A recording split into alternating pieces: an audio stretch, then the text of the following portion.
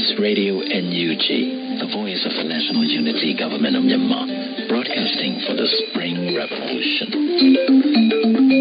Radio NUG is transmitting from shortwave 16 meters, 17.710 megahertz at 8 a.m. 25 meters, 12 megahertz at 8 p.m. Myanmar Standard Time.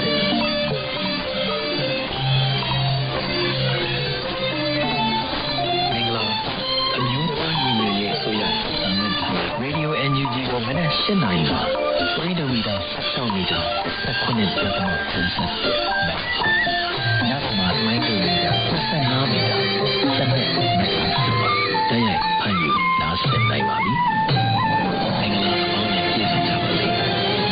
ဒီချိန်ကစပြီး Radio NUG ရဲ့အစီအစဉ်တွေတရိုက်အသံလွှင့်နေပါပြီ။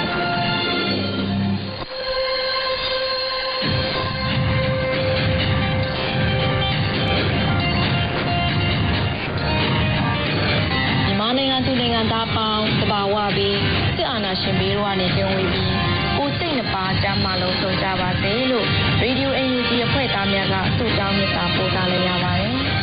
။အခုချိန်ကစပြီး Radio NUG ရဲ့သတင်းများကိုမနွယ်ဦးရွှေဝါကတင်ဆက်ပေးမှာဖြစ်ပါတယ်။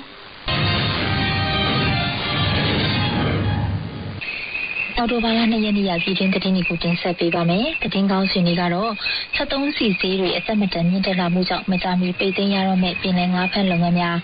ကားတင်တင်ခွင့်ပိတ်လိုက်ပြီးနောက်ကားစင်းလုံးတွေမြင့်တက်လာအမျိုးသားညီညွတ်ရေးအစိုးရနဲ့ပြည်ပရောက်မြန်မာနိုင်ငံသားတွေတွေ့ဆုံပြီးမြန်မာနိုင်ငံရဲ့လက်တလုံးအခြေအနေများနဲ့ရန်မုံငွေလျှောက်ပွဲနည်းလမ်းတွေကိုဆွေးနွေးညှိနှိုင်း